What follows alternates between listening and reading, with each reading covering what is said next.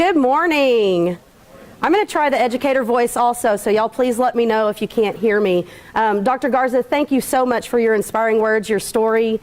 That's why we're all here. That's what this is about. So we're really excited that you're all here today. My name is Lisa Castillo, and I'm the principal at TCC South Fort Worth ISD Collegiate High School. We are a brand new high school. This is our first year. We have a small group of students. Right now we're sitting at 87. And we have a maximum of 125 every year. We are seeking that 125 for next year. Currently, we're sitting at 115. So I'm a bit of a newbie at this process. However, I've done a lot of homework, a lot of information coming in. I use the support of my colleagues, which is really the gist of what we're going to get to during this brief time that I'm going to get to share with you. So we're going to go ahead and get started. So this is ECHS 101. So first I'd like to take a little bit of a poll in the room just to get an idea of what type of audience we're looking at. So if you are a brand new person, this is your first time hearing about early college high school, you're here to gather information and possibly take it back home, let us know. Okay, excellent. Okay, if you are just getting your feet wet like me, you are starting the process and you need to make sure you're on the right track, let me know who you are. Fantastic. And those of you that are veterans in the room, please raise your hand. Those veterans, you probably can jump in at any time and let me know if I say something wrong. All right. So, early college high school. When we talk about early college high school, we want to make sure that we are focused on the right thing. Okay, so if you look at the slide, I know the writing's pretty little. What we need to talk about is the resources that you have. All of this information is readily available at the Texas ECHS website, and I'll share all that information with you at the end. And once again, everything that you see today, the PowerPoints, all the handouts, everything, you can receive those. Christine Hubbard will make sure that those are put out for you, so we make sure that we get you the information you need and you can take it home with you. Okay, so first of all, the early college high school is an innovative high school. This innovative high school is focused on a particular type of student. So this particular type of student that we're looking for is going to be your at-risk student. The students that probably wouldn't go to college without you, probably wouldn't be successful in college without you, probably don't know even what college is or how to spell it. Okay, so we want to make sure that we're focused on those. What we do is we provide dual credit at no cost to students. And when we say no cost, we mean no cost. That means they're not paying for their tuition, their fees, their books, and that all is written within your MOU, which will be talked about later, and I'm going to stay in my lane and make sure that I don't talk about what anybody else is going to talk about today, because they are the experts in those fields. Okay? So we also want to make sure that we're offering the rigorous instruction and accelerated instruction. It's very important, and we hear this every time we sit down and start talking about dual credit, embedded instructors, and we'll talk a little bit more about that. We want to make sure that the rigor is there in the classroom. So our students will start taking those classes in the 9th grade level, and those classes need to have the same rigor that they would have in any other college class. But we need to provide the supports for those students to make sure that they can get there. Okay? Once again, we talked about those supports. Those supports are not only academic, but we need to make sure that those supports are emotional. I'll tell you, this is my first year, like I said, and we started with 104 students. We're down to 87. Not something I'm proud of, not something I'm excited about, but what I will tell you is our students came in and had no idea the amount of stress and pressure that they were going to focus or get focused on them. So our students needed those supports. We were there supporting them. We had parents come in and say, you know what, you're not letting my kid be a kid. This isn't the right place for them. I'm like, I understand where you're coming from. Here are the supports. You know, we'd love for them to stay and let us support them through it. Don't jump off the ship yet. We're in the right direction. They just have never been challenged like they're being challenged here. So you have to be able to provide those supports, make sure that you're open, honest, talking with the parents up front. Okay? Increased college readiness. Well, this always kind of makes me smile and laugh, because when we say increased college readiness, well, guess what? They're in college day 1, or at least week 2. Okay? So we need to make sure we're getting them there super quick. So that college readiness has to be embedded in everything that you do. Every day. You should be talking college readiness in every classroom. Every classroom should be, you know, based off of a rubric, based off of, they walk in just like a college class, and they're going to get that syllabus. And they're going to be working hard just like a college class. And that's whether it's a high school class or a college class. Okay? And then the next thing is reducing the barriers to college access. Once again, we should be focusing on those students that probably wouldn't go without us. Okay? Maybe? Maybe? There it goes. Okay. So ECHS designation. There is a process to the designation. It is written. It's in the TAC and in the TEC. So you need to make sure that you're looking at that information. If you are interested in going through the designation process, there are a lot of steps that you have to go through, and you have to do this yearly. So you do have to reapply every year, whether it be for reapplication or for renewal. That's based on how many years that you've been doing it. And so that is a yearly process. What I will tell you, and I'll show you real quick, being a first-year school, and this is where being a pack rat comes in very helpful for me.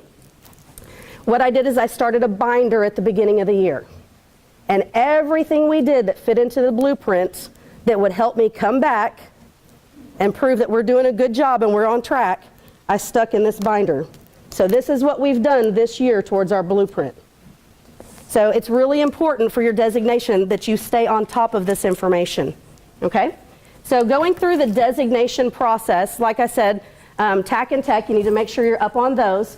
Currently, we have 154 early college high schools in the state. We are leading in the nation, and we're pushing. We're continuing to have more schools. We are bringing in CTE campuses, schools within the schools. They all look a little bit different.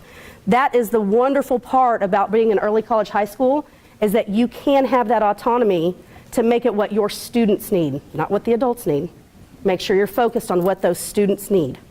Look at your area, look at your region. What does your region need from you? Talk to the colleges, talk to your business partners. Make sure you're focused on the needs of your area. That's what it's all about. Okay? There we go. Regulations, and once again, I'm not going to get into any of this because I'm by no means an expert. That will be during your lunchtime. We'll get some great information. But I will tell you the General Appropriations Act is regarding funding.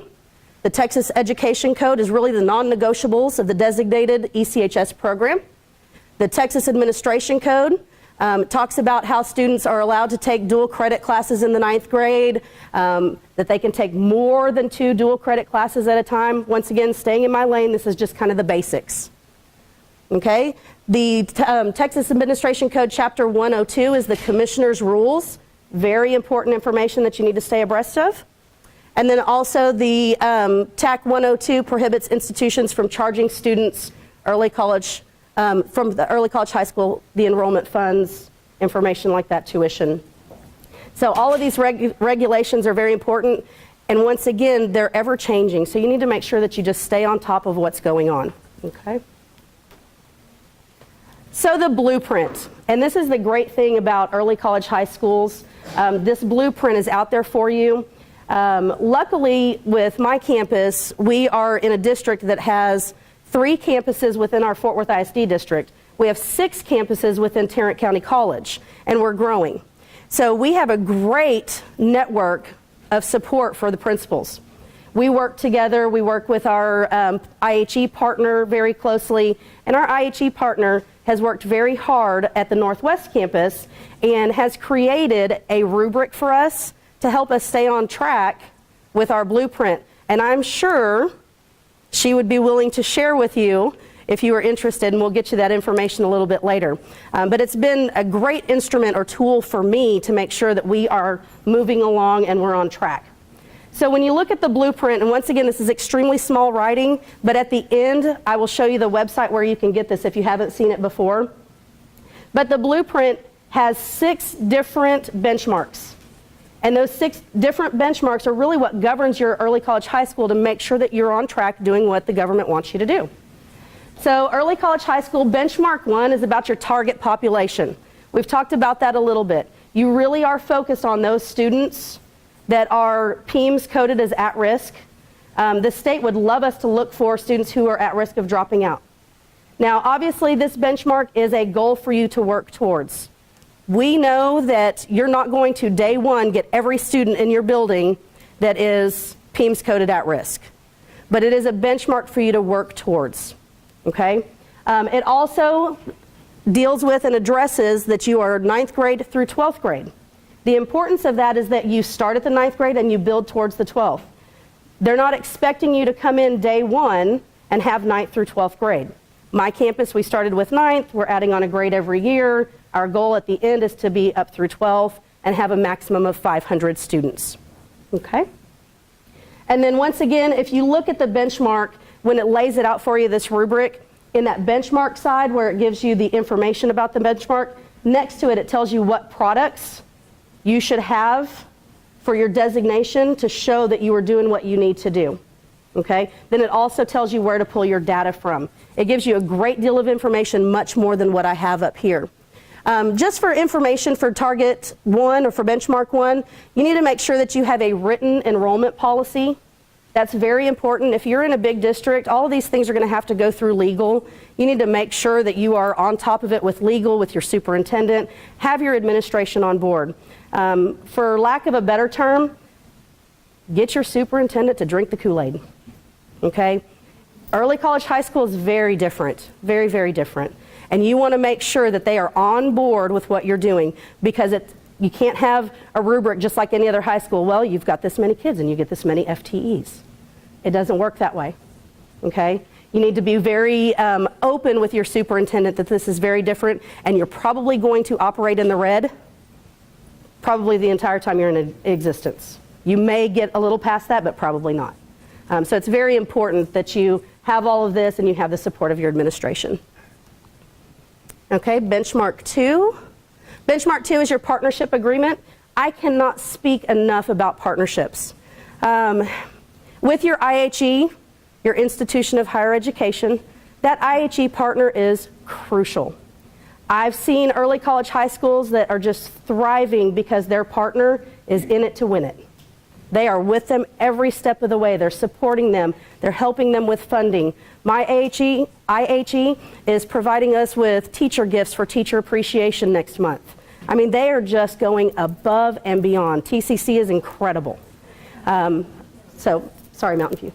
But ultimately, if you have this partnership, the sky's the limit for what you do. Now, with this partnership, it's also important that you continue to massage that partnership. It truly is a partnership.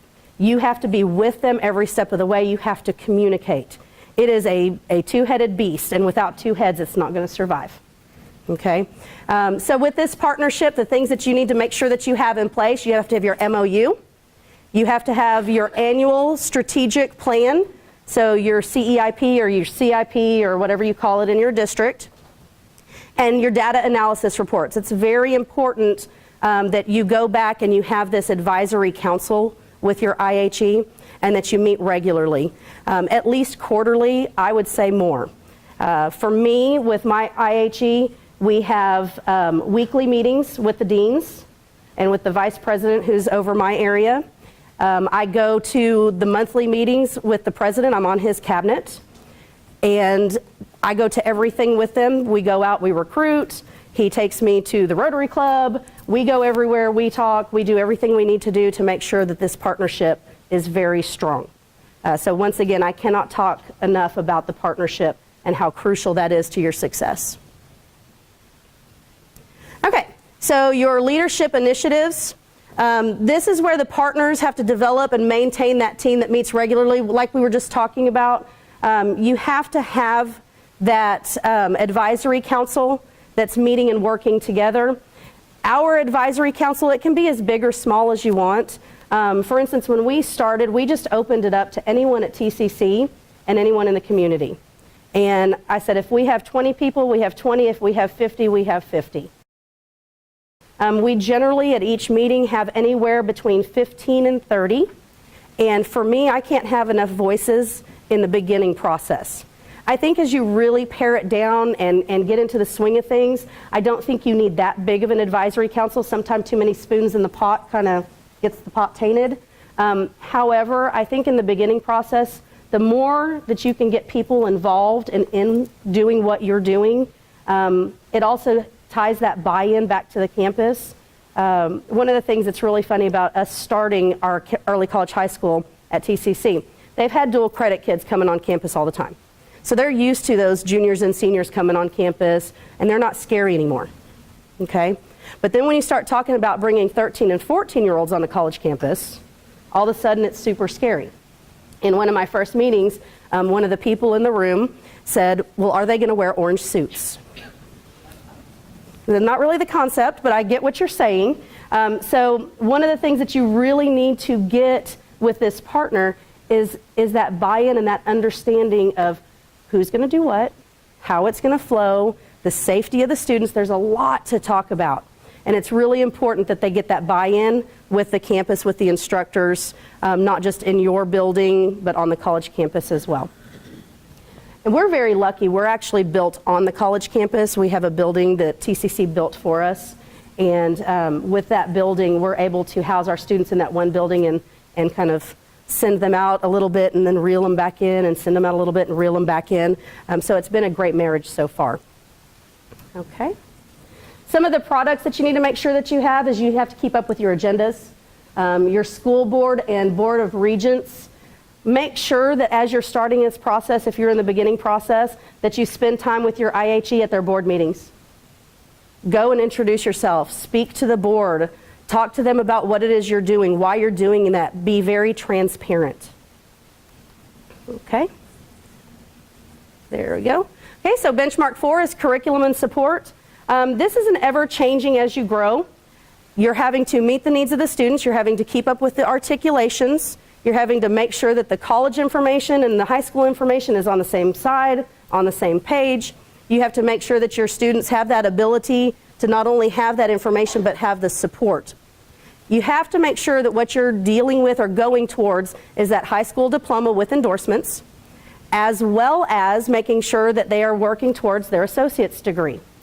Very, very, very important that you stay on board with both. One of the things that I would say is most crucial in this benchmark is making sure that you have support on both sides.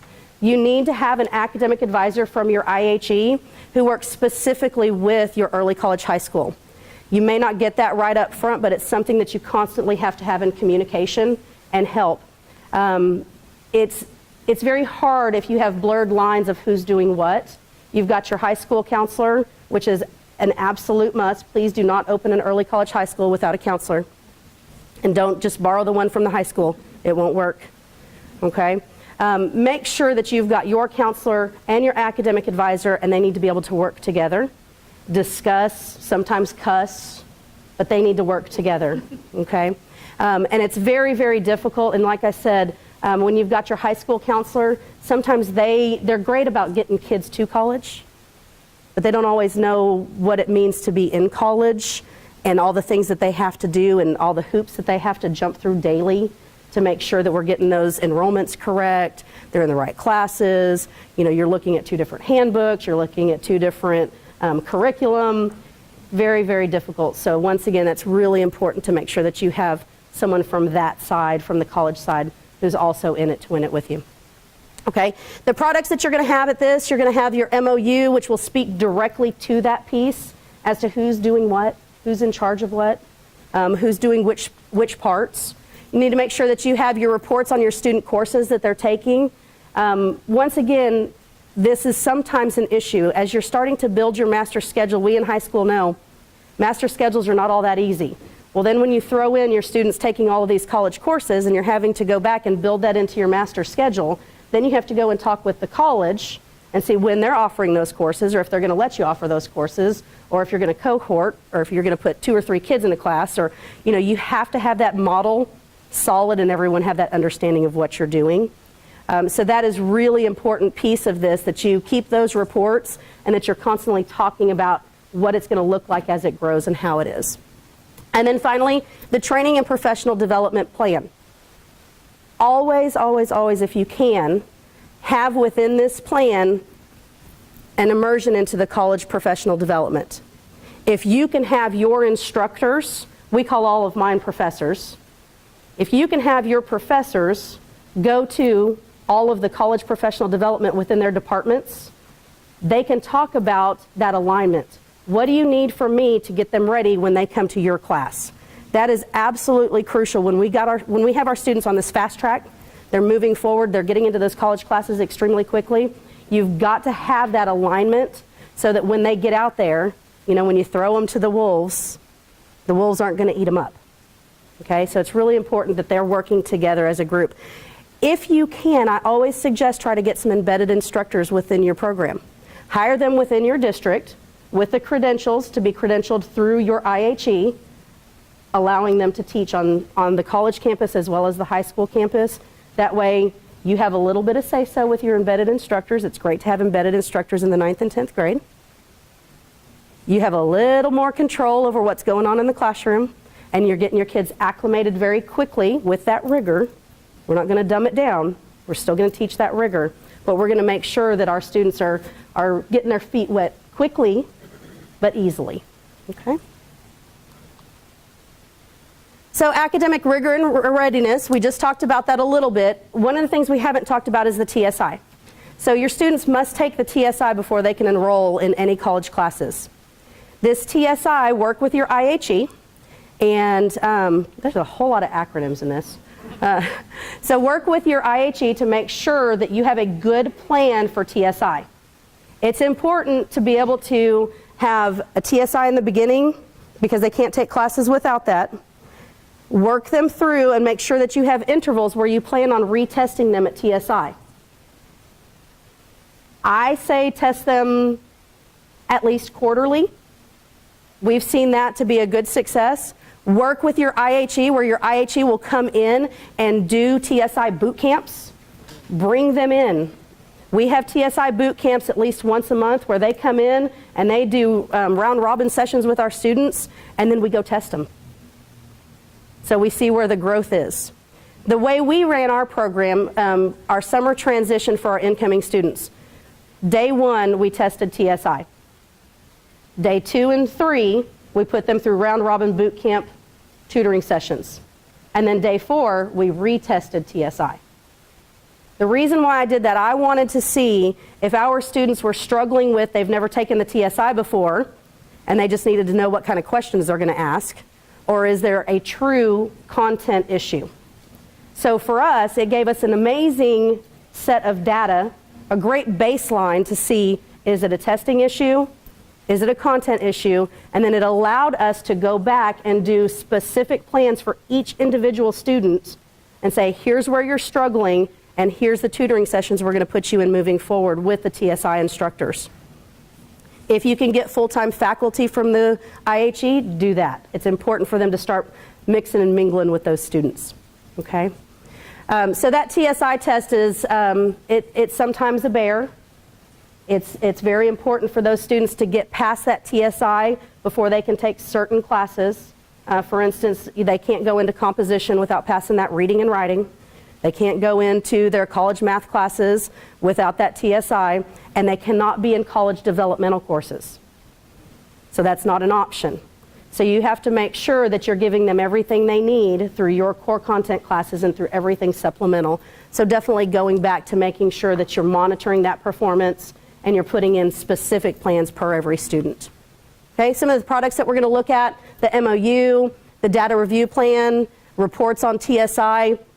Your IHE should be able to run that report for you where they can pull all of your students what their TSI is, and you should also be able to, through your testing department, get those reports on TSI as to what areas they struggle in. Make sure that you're talking with your IHE partner and getting those reports. They're very helpful. Tutoring support schedules and your bridge program. What are you doing in your bridge program? Make sure you have it nailed down as to what the curricula is. Okay. And benchmark 6, school design. This is my favorite. This is a whole lot of fun. So this is where you get to plan and you get to be the mastermind and come up with amazing things for your students, your staffing plan, your job descriptions, what the professional development looks like, your mentoring, your schedules, your teacher assignments, all of these things that you don't really like if you're in a high school because they're just, mindless going through the motions. But when you're in an early college high school, everything you do is purposeful. You cannot take one breath of air without purpose. So make sure that when you're going through the building of your program and you're creating this program, that you're making sure that you are hitting every single spot and you're not missing a beat. Okay, it's important to have buy-in from your team. So you've got these job descriptions, you go out and you hire your people, get them early, get them on board, get them planning with you, because not only is it stressful and difficult on students, it's very stressful and difficult on the adults in the building as well. So it's really important when you're going through this school design that you really focus with your staff and working together. Okay? A lot of the things that this discusses is PEIMS, about full day attendance, information, the hiring, the budget, where the money's coming from, who your IHE liaison is. Make sure that you have a specific liaison through your higher education institution. It is extremely important that you have a go-to. Not that you can't go and talk to other departments by yourself, but it's really nice to have that one person who's your champion, who's your cheerleader, and who's going to go to bat for you when you need something. Okay? Very, very, very important. All right? And then the next thing, and this is one of the things that I am really excited about, something that we've done and we've been very purposeful about it. When we hire our instructors, I don't hire anyone who cannot be accredited at the college. So everyone I seek out, and I seek out people all over the state, I look for people with their master's or their doctorate with 18 hours in a field of something that we need them to teach. I'm very upfront with my instructors when I tell them when they walk in, I need you here every day. I need you here for tutoring every day. Our students get here at 7:30 and they leave at 4. I need you here from 7:30 to 4. I will give you no duties. You get a 30-minute duty-free lunch. The rest of the day, be ready to go. Have on, I call them testing shoes. As you know, in high schools, when you go through standardized testing, you're not going to wear your heels, ladies. You're going to have on those ugly running shoes. You should have those on every day. Every instructor should have those on every day. So it's really important that you get that buy-in when you bring them in, but really focus for the best, biggest bang for your buck when you're hiring your instructors, that they can do both sides. And that gives you a lot of flexibility when you're building your master schedule. Okay? So I've walked you through the benchmarks of the blueprints. I've walked you through the products. When you pull up the blueprint, you'll see the very first page of the blueprint tells you about the early college high school blueprint. You can be in 3 different areas at any given time in any given benchmark. You can be in initiating, implementing, and exemplar. And it really literally within this blueprint explains to you for each benchmark what it looks like to be in those areas. Obviously, we all want to be an exemplar, but there's a lot of steps to get there. And so once again, Kirsten Cooper, sorry to throw your name out there, Kirsten. Kirsten has an amazing rubric that can help you make sure that you're planning towards being an exemplar in every one of these benchmarks, and make sure that everything you do through the blueprint, like I said, is very purposeful. Okay?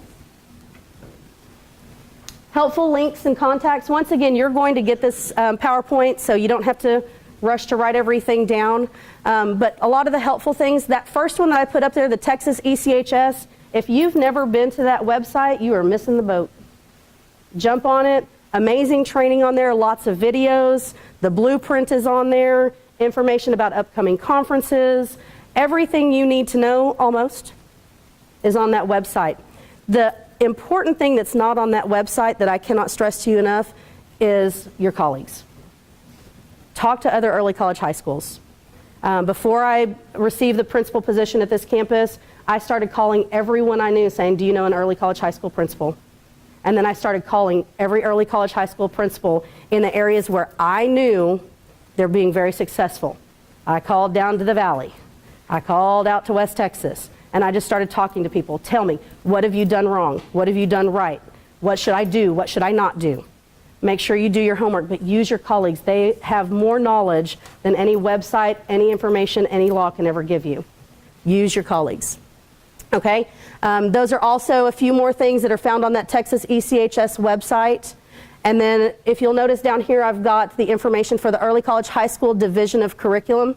If you ever have any questions about curriculum, don't hope. You know, it's kind of like in an active shooter situation. You don't want to hide and hope. You know, come up fighting. So call them if you have any questions. All right, important summer dates. NTCCC, the ECHS Summer Consortium, will be housed at my campus, yay, I'm excited.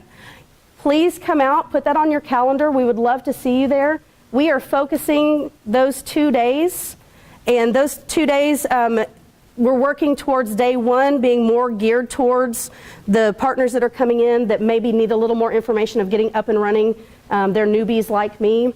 Day two is going to be more focused towards the veterans. Doesn't mean you can't come to both. We'd love you at both.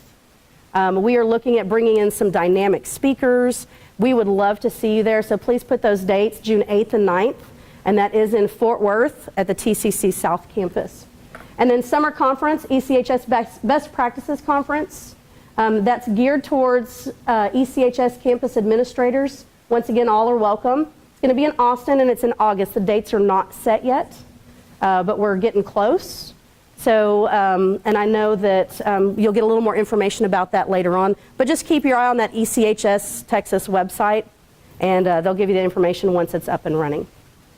All right. Any questions? I feel like I've talked forever. Thank you. All right.